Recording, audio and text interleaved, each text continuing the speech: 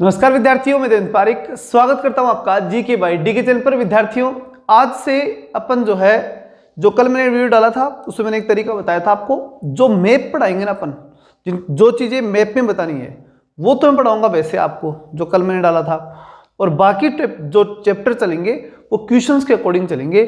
Totally matter में आपको पूरा उपलब्ध करवा दूंगा, इतना विश्वास रखिए। सेकेंड ग्रेड के एग्जाम तक लगभग सेकेंड ग्रेड का और थर्ड ग्रेड का तो संपूर्ण कोर्स बिल्कुल फ्री होगा, ठीक है ना। अपन कोई पैसा नहीं लेंगे, बिल्कुल फ्री होगा। एक कमेंट आया था कि सर सभी के सभी पैसों के लिए काम करते हैं, ये सबके लिए जरूरी नहीं होता। और दूसरी बात, अगर करते हैं तो किसी के लिए कोई बुराई नहीं होनी चाहिए। आपके नहीं लग रहे, इतनी पक्की बात है, इतना आप समझो, ठीक है ना। इसलिए आपको लास्ट तक पढ़ना है, ठीक है। हाँ, अब जैसे मैं कहूँगा आगे जो इंपॉर्टेंट बात जो कहने वाला हूँ उसमें जरूर आप सोचोगे, और सोचोगे तो देखो मेरे पास इलाज नहीं है, वो तो आपको सोचना पड़ेगा कि उसमें आपका लाभ है या मेरा। अगर आपका लाभ है और मेरा भी है तो कोई नुकसान नहीं हो सकता, और अगर हम सबका लाभ है तो कोई दिक्कत हो ही नहीं सकती। इसलिए मैं बता रहा हूँ, एक जो इम्पोर्टेंट बात है, हमने जो पहले एक योजना दी थी आप सबके सामने थी, हमने वो रखा था कि यहीं पर बुला करके हम तैयारी करवाएंगे, लेकिन बहुत सी परिस्थितियाँ रही, बच्चों की परिस्थितियाँ थी और कुछ परिस्थितियाँ हमारी भी बाद में ऐसी हो गई कि हम यहाँ पर वो क्लासे नहीं लगा पाए।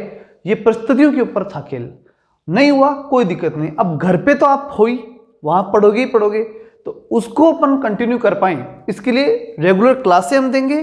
और दूसरी बात, इसके लिए एक टेस्ट सीरीज जो चलाने वाले हैं, उस टेस्ट सीरीज में हमें कुछ लेना पड़ेगा, वो टीचर्स लगाने पड़ेंगे और वो क्वेश्चन बनाएंगे, वो क्वेश्चन हम आप तक पहुँचाएंगे, ठीक है ना। तो उसके लिए हमने बहुत ही, आप कहोगे कि मतलब बिल्कुल ही न्यूनतम जिसे बोल सकते हैं, एक टेस्ट और ₹1, ठीक है ना। लेकिन ये जरूर है कि वो टेस्ट डेली देना पड़ेगा आपको, ठीक है ना। मतलब 90 दिन हो गए ना, तो ₹90 आपको देने होंगे। ₹10 टैक्स के हो सकते हैं, वो मैं नहीं कहूँगा, ठीक है ना। ₹100 मान लो अधिकतम।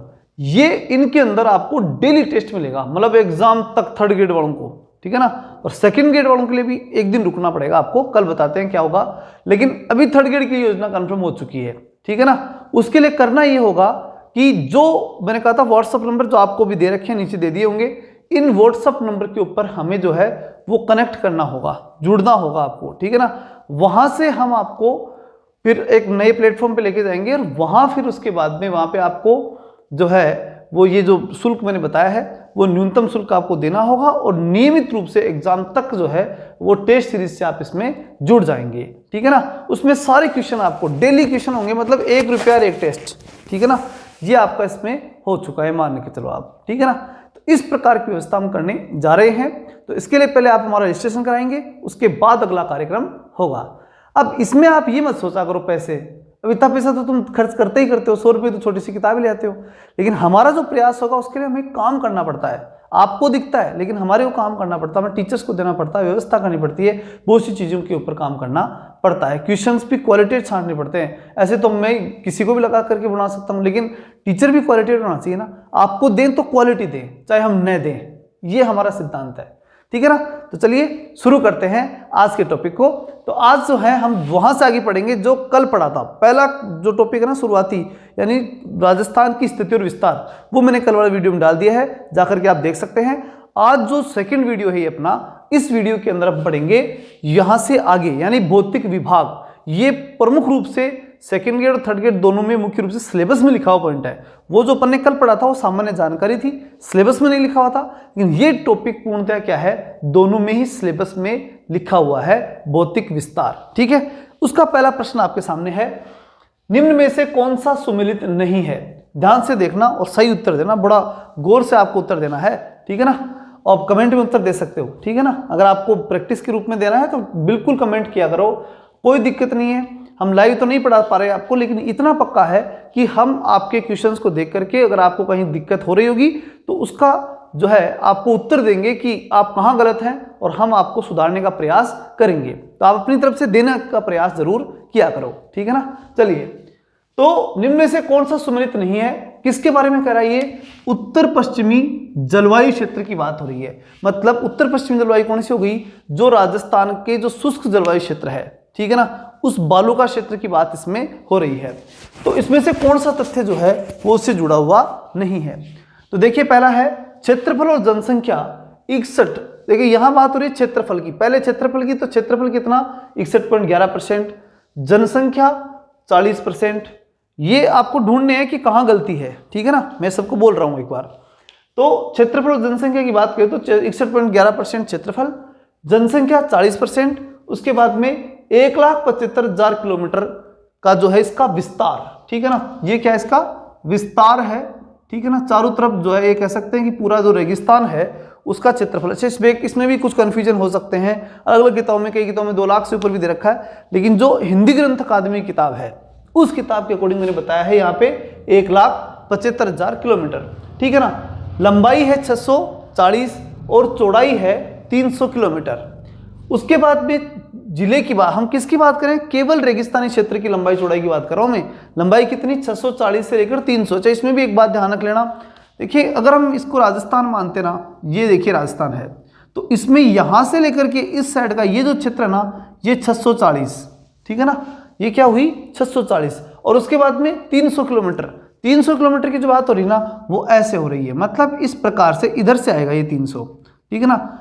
ये फैक्ट है इसके अंदर, ये लिखा हुआ इस प्रकार से फैक्ट है। आगे चलते हैं, जिले 12 हैं, 20 से 50 सेंटीमीटर वर्षा रेखा है, जलवायु जो है वो शुष्क है और मिट्टी रेतीली है।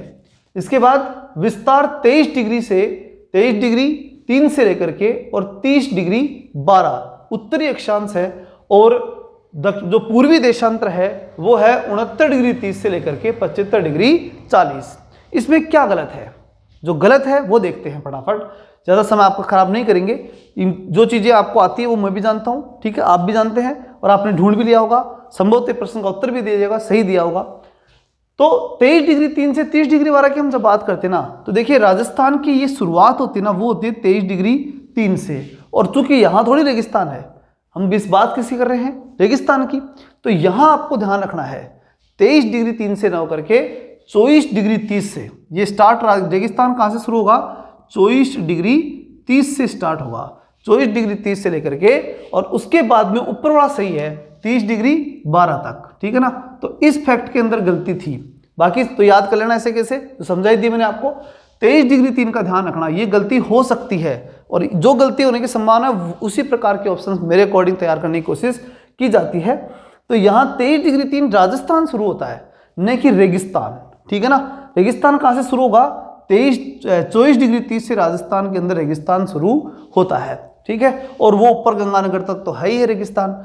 इसी प्रकार से यहाँ जो है वो राजस्थान पश्चिम से शुरू होता है, बिल्कुल 69 डिग्री 30 से शुरू होता है राजस्थान, लेकिन राजस्थान तो 69 डिग्री 30 से शुरू है, और रेगिस्तान भी निश्चित रूप से राजस्थान में यहीं से है।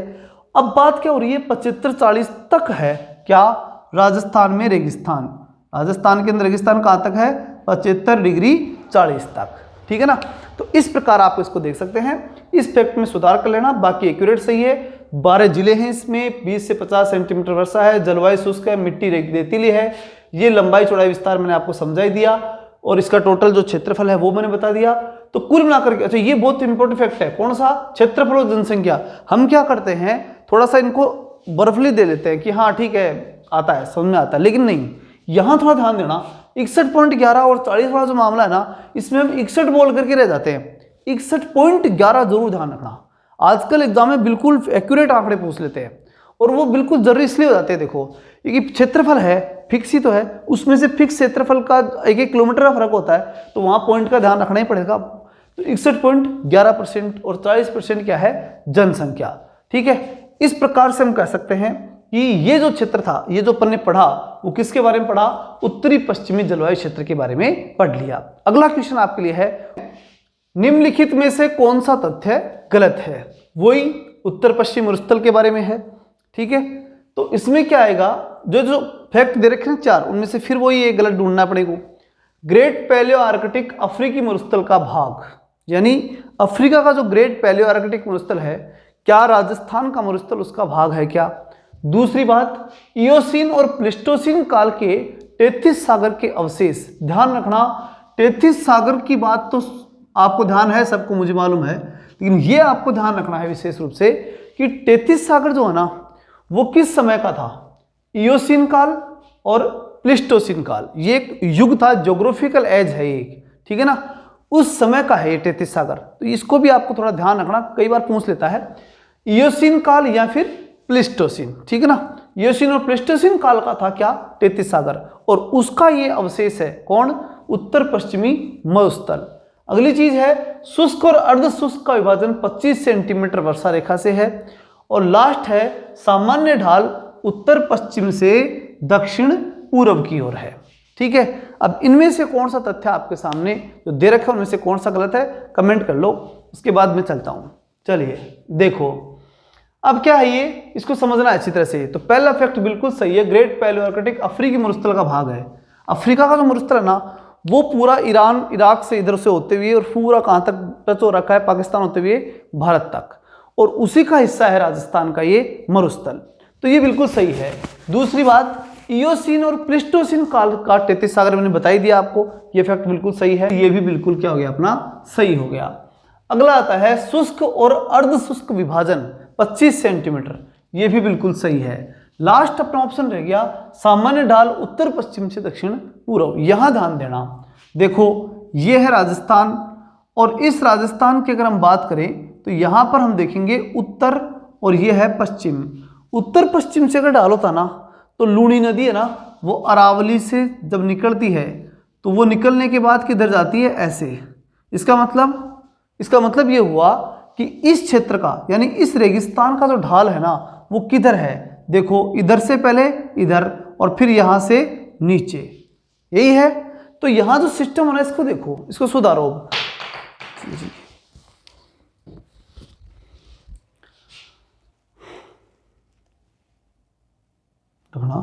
इज्जत तो खराब कर रही बेटा।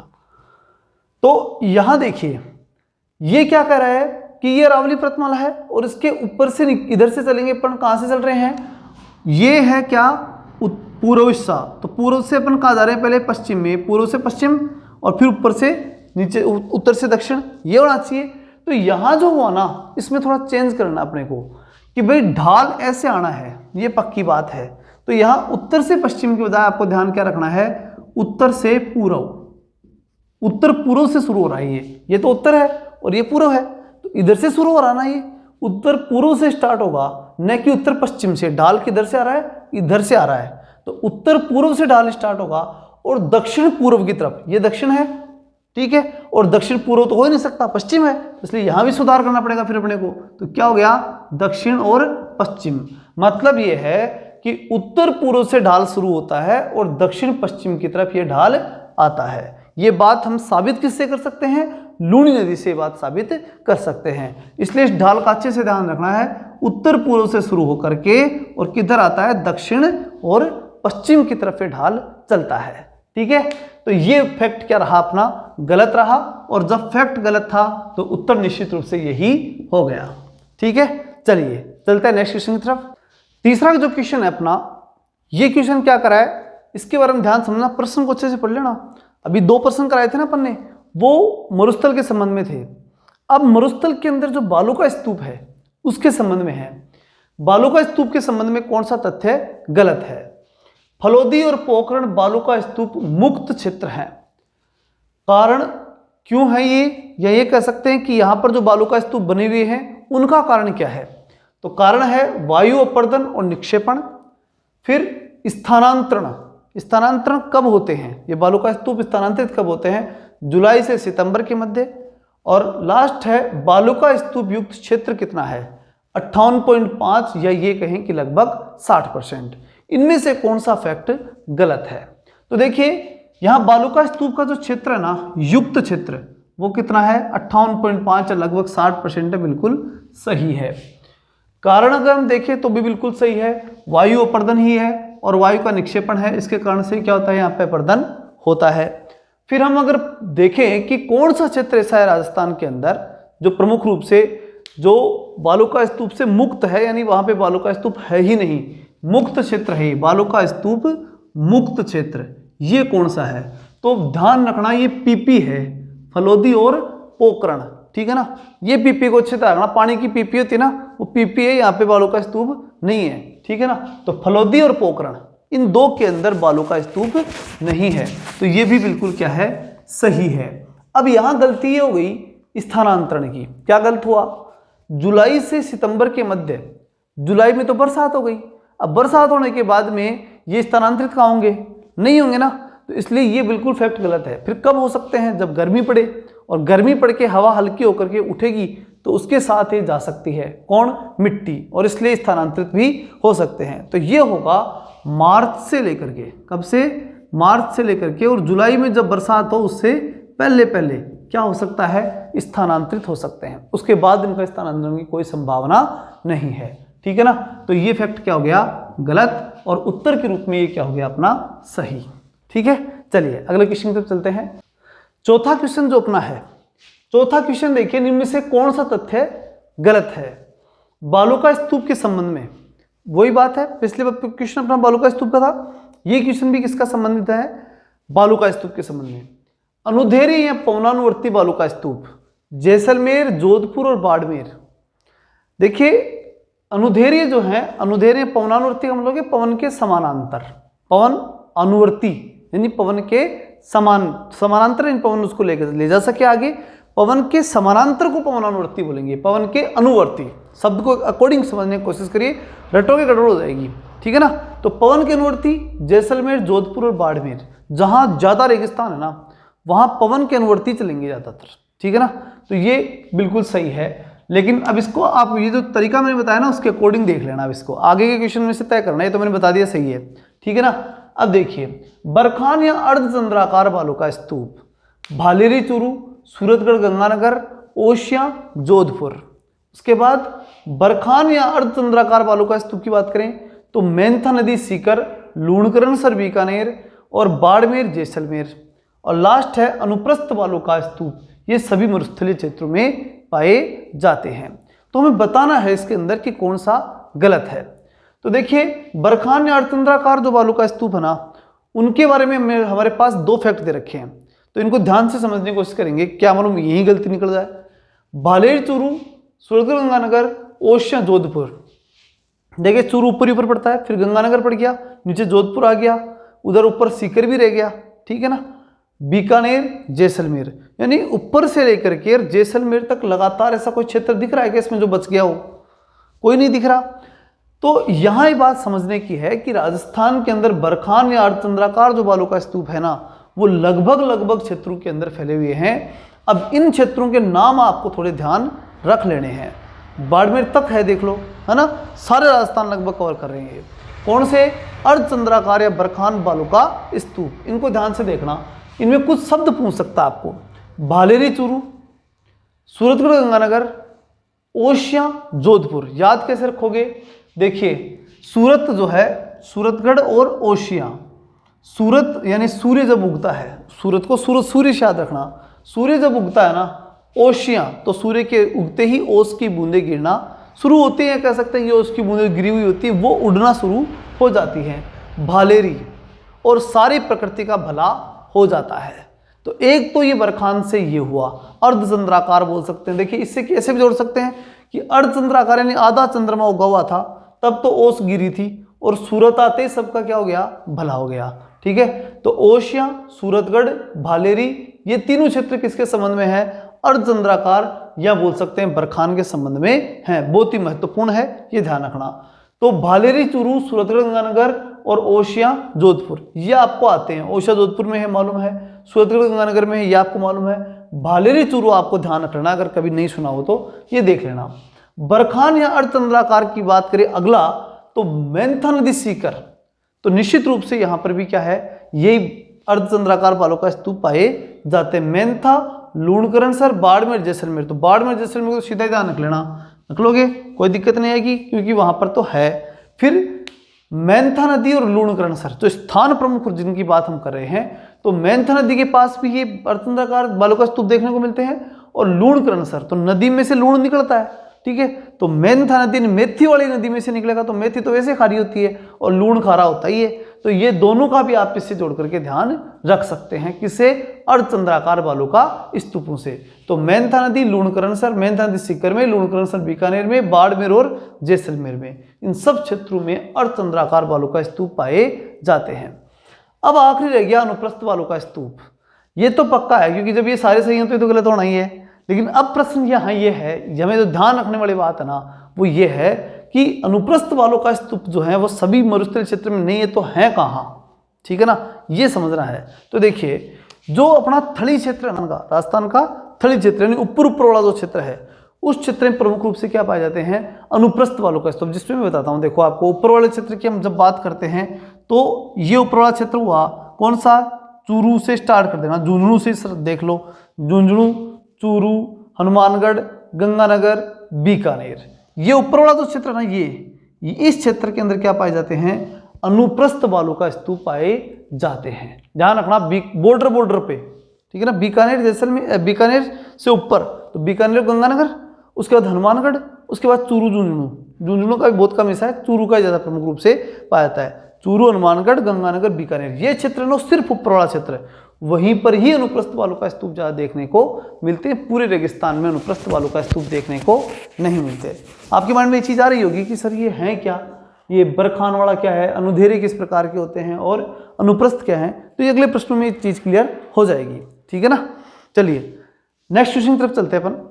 अगला क्वेश्चन जो बालू का स्तूप के संबंध में अपना बनता है कि जो बच गए वो बालू का स्तूप कहाँ पर स्थित हैं। ध्यान से देखना, सही उत्तर देने की कोशिश करना। पैराबोलिक बालू का स्तूप सभी मरुस्थलीय क्षेत्र में पाए जाते हैं। तारा बालू का स्तूप मोहनगढ़, पोखरण, जैसलमेर और सूरतगढ़, गंगानगर में पाए जाते हैं। नेटवर्क बालू का स्तूप सीकर और कुचामण, नागौर में पाए जाते हैं। सब्र कापिस लगभग सभी मरुस्थलीय क्षेत्र में पाए जाते हैं। तो देखिए दो प्रकार के तो ना वो तो पूरे राजस्थान में पाए जाते हैं, लगभग जगह जगह पाए जाते हैं, फिक्स तो है नहीं उनकी, तो इसलिए जगह जगह पाए जाते हैं। कौन से, एक तो पैराबोलिक और एक सब्र कापिश, ये दो प्रकार के बालू का स्तूप। याद कैसे रखोगे इनको, देखो पैर जो है ना वो सब्र रख करके रखने चाहिए, हर पैर को रखो ना तो सब्र के साथ रखो, तो वो लगभग सभी जगह रखने पड़ेंगे पैर तो इसलिए जहां भी रखो सब्र के साथ रखो। और पूरे राजस्थान में पैर रखो, या ये कहें कि पूरे जो मरुस्थलीय क्षेत्र उसमें पैर रखो, कोई दिक्कत नहीं है, बस सब्र के साथ रखो। तो पैराबोलिक और सब्र कापिस ये लगभग राजस्थान में पूरे में पाए जाते हैं। अब बात रह गई दो की, कौन से, तारा बालू का स्तूप और नेटवर्क बालू का स्तूप। तारा बालू का स्तूप की बात करें ना तो मोहनगढ़, पोखरण, जैसलमेर और सूरतगढ़, गंगानगर। अब इसको कैसे याद रखेंगे वो देखिए, तारा बालू का स्तूप, तारे जो होते हैं ना वो आकाश में होते हैं। अब उन तारों की बात कर रहे हैं, सूरत और मोहनगढ़ और फिर उसके बाद में पोखरण। तो पहले जैसलमेर का देख लें। जैसलमेर, मोहनगढ़ और पोखरण। मोहन जो है ना वो पोखर के अंदर, पोखर होता है पानी, उसके अंदर देखता है, क्या देखता है, तारे। पानी का जो तालाब है पोखर बोलते हैं उसे, तो पोखरण जो है उसके अंदर, पोखर में मोहन क्या देखता है, तारों को देखता है, ठीक। और वहां पर किसको और देखता है वो, सूरत को, गंगा में, और अपनी सूरत कहाँ देखता है, जाकर के गंगा में। मतलब तारों को तो पोखरण में, पोखर के अंदर, और अपनी सूरत को गंगा में देखता है। तो तारों से जोड़ लेना इसको, किसे जोड़ोगे, तारा बालू का स्तूप से। तारे तो पोखरण में देखता है मोहन, और मोहन अपनी सूरत कहाँ देखता है, गंगानगर में। ऐसे करके आप क्या याद रखोगे, तारा बालू का स्तूप। फिर उसके बाद आती है नेटवर्क बालू का स्तूप, लास्ट रह गए। तो इसका मतलब ये भी क्या है, ये गलत है, ये तो पक्का मालूम पड़ गया, सब सारे सही हैं तो ये तो गलत है। अब नेटवर्क बालू का स्तूप की कंडीशन समझो।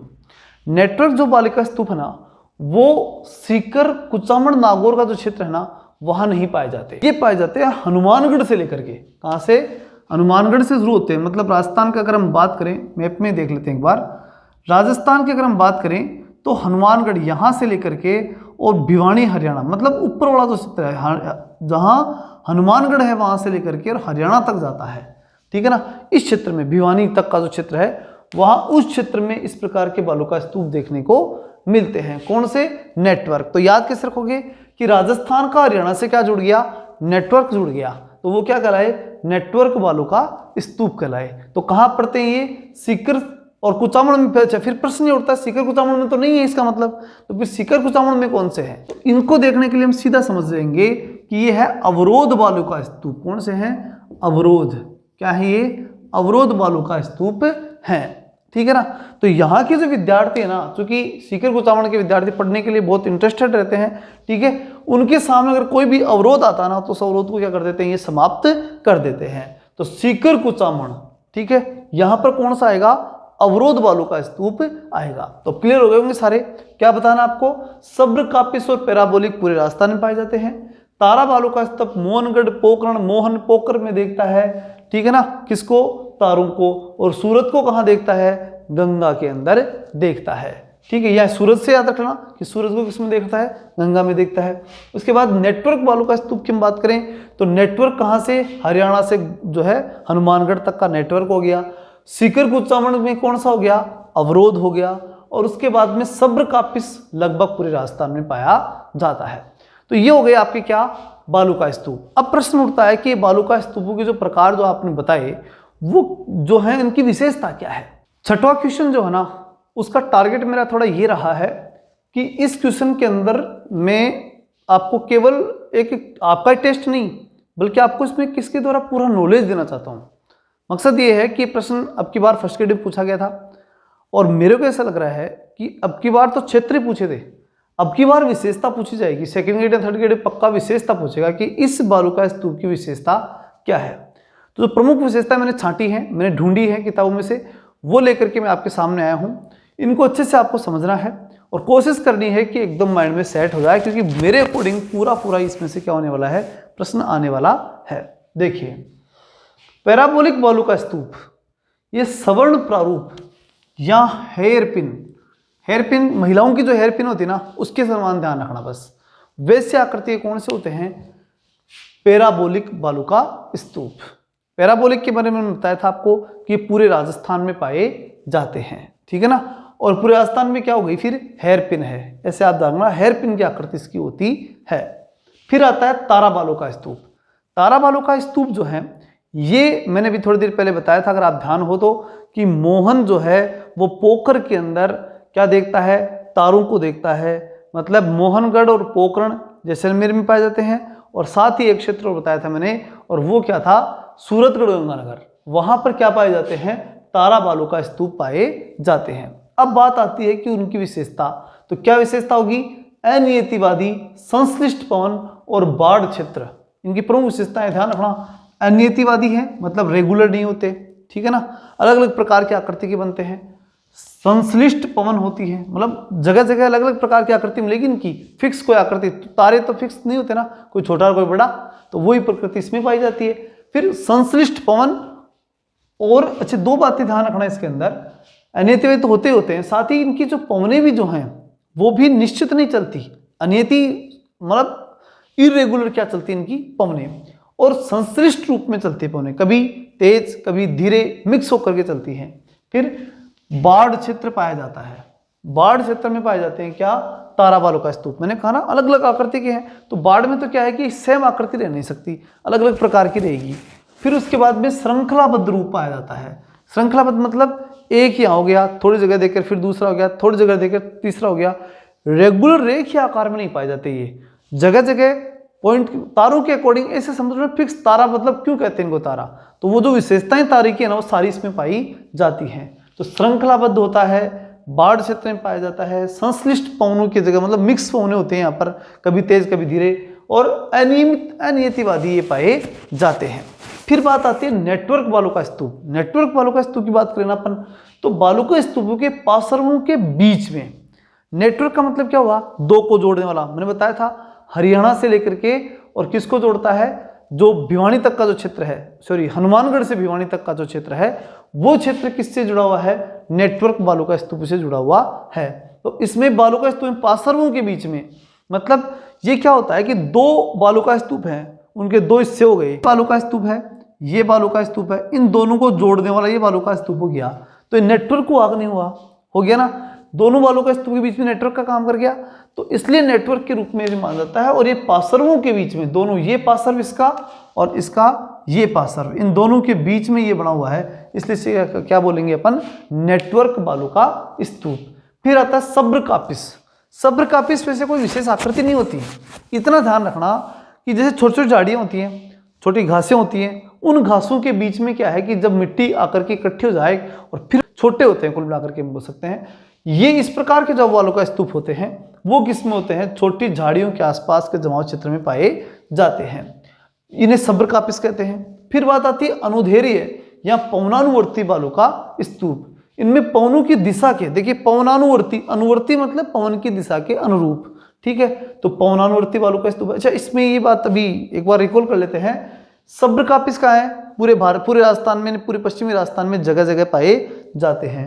अनुधेर्य और अनुप्रस्थ, इसको एक बार ट्रिकली वापस देखो। अब इसमें क्या है, अनुधेर्य में द आता है, द का मतलब हो गया दक्षिणी, ठीक है। और अनुप्रस्थ में जो है ना वो आपको ऊपर रख लेना है। दक्षिणी याद रहेगा तो प्रलय हो गया ना, तो जस्ट नीचे अनुधेर्य आता है। अनुधेर्य मतलब वही जैसलमेर, बाड़मेर, नीचे वाला जो क्षेत्र है ना बाड़मेर वाला, वहां कौन से पाए जाते हैं? अनुधेर्य, पवनानुवर्ती, ठीक है ना। बाड़मेर, जैसलमेर और जोधपुर के आसपास नीचे वाले क्षेत्र में। और अनुप्रस्थ की बात करें तो ऊपर वाले क्षेत्र में। ऊपर वाले में कौन सा? शेखावाटी का जो क्षेत्र है जिसमें झुंझुनू से लेकर के और फिर चूरू, झुंझुनू और फिर जो हनुमानगढ़, गंगानगर का जो ऊपर वाला जो क्षेत्र पड़ जाता है, उस क्षेत्र में कौन से पाए जाते हैं? अनुप्रस्थ पाए जाते हैं। इसके बारे में बता चुका हूं आपको, ठीक है ना। पवनों की दिशा के समकोण होते हैं कौन से? समकोण हो तो अनुप्रस्थ, समकोण तो कौन से होंगे? अनुप्रस्थ। समकोण का मतलब होता है कि पवन जैसे होगी उसके लिए उसके सामने क्या बना देंगे? 90 डिग्री का एंगल बना देंगे, समकोण बना देंगे, वो सामने खड़े हो जाएंगे। कौन से वालों का स्तूप? अनुप्रस्थ। और अनुधेर्य ये पवन की दिशा के समानांतर हो जाएंगे, जैसे पवन चलेगी वैसे ये रवाना हो जाएंगे, तो जस्ट उल्टे हो गए ना। तो अनुप्रस्थ और अनुधेर्य, अनुधेर्य नीचे वाले, ठीक है, दक्षिण यानी जो नीचे वाला हिस्सा है वहां पर पाए जाते हैं और पवन के समानांतर चलते हैं। और अनुप्रस्थ ऊपर पाए जाते हैं, ठीक है ना, यानी राजस्थान के जो पश्चिमी राजस्थान उसके ऊपर वाले हिस्से में पाए जाते हैं और ये पवनों की दिशा के समकोण पाए जाते हैं। फिर आता है अर्धचंद्राकार बरखान, शीर्ष और अर्धचंद्र, मतलब इसमें ध्यान क्या रखना है कि अर्धचंद्राकार बालू का स्तूप पहले तो ध्यान रखो कहाँ पाए जाते हैं, तो राजस्थान में सर्वाधिक पाए जाते हैं, बहुत से क्षेत्र मैंने बताए थे भी आपको, ठीक है ना, ऊपर से लेकर नीचे तक पाए जाते हैं सारे। और शीर्ष अर्धचंद्राकार, इसकी विशेषता ये होती है कि ऊपर वाला जो हिस्सा होता है ना इनका, वो आधे चंद्रमा के समान होता है, किनका? बरखान का, ठीक है ना। तो इसलिए अर्धचंद्राकार बालू का स्तूप इनको बोला जाता है। अवरोधी बालू का स्तूप, अवरोध मैंने बताया था अभी सीकर वाले लोग, ठीक है ना, क्या होते हैं? अवरोधी। तो वहां सीकर के अंदर जो है और जो नागौर का कुछ इलाका है, कुचामण का, वहां पर क्या पाए जाते हैं? अवरोधी बालू का स्तूप पाए जाते हैं। यहां पर हम देखें तो वनस्पति, जीवाश्म, चूने कंकड़ युक्त, मतलब जैसे अरावली का क्षेत्र है ना, कौन सा? शेखावाटी का, वहां पर जो चूने कंकड़ हैं वो, फिर जीवाश्म यहाँ पर जो पाए जाते हैं वो, और वनस्पति इसके अंदर काउंट पाई जाती है ये। मतलब इसकी सबसे बड़ी विशेषता बता दूं कि आपको, अवरोध का मतलब क्या हो गया कि ऐसी बाधा हो गई कि अभी आगे नहीं बढ़ सकता, आगे नहीं बढ़ सकता, इसलिए इसको ध्यान रखना। क्या होती है सबसे बड़ी विशेषता इसकी? स्थिर बालू का स्तूप है ये। कौन से? अवरोध बालू का स्तूप, स्थिर होते हैं, ठीक है। ये रहा अपना सबसे इंपॉर्टेंट कंसेप्ट, क्लियर हो गया। मेन जो था ना मेरे खुद के दिमाग में चल रहा था कि मैं कैसे इनको कंप्लीट कराऊं आपको, क्योंकि बहुत बड़ी और सबसे इंपॉर्टेंट टॉपिक आज का, इस बात को ध्यान रखना, ठीक है ना। अभी अपना शायद वीडियो बड़ा बन गया होगा, आज क्वेश्चन तो अच्छा ही हुए हैं, लेकिन इंपॉर्टेंट बात यह है कि अपने को क्वेश्चंस की संख्या नहीं गिननी, अपने को टारगेट लेना है क्वालिटी का, ठीक है ना। मैंने पहले दिन भी कहा था आपको, मैं क्वालिटी दूंगा, ये मेरा विचार है पूरा। मैं चाहूंगा कि आप कंप्लीटली जो मेरे से विद्यार्थी पढ़ रहे हैं निश्चित रूप से उनका सिलेक्शन हो, ठीक है ना। तो काफी लंबा वीडियो जाएगा, याद नहीं रह पाएगा, आपकी दिक्कत हो सकती है, कोशिश करना कि इनके नोट्स आप बना लो, ठीक है ना। आगे जो क्वेश्चन की संख्या फिर मैं कर रहा हूं, संख्या मत देखना, मैंने खूब क्वेश्चन करवा दिए हैं, आपको मालूम नहीं पड़ा है, ठीक है ना।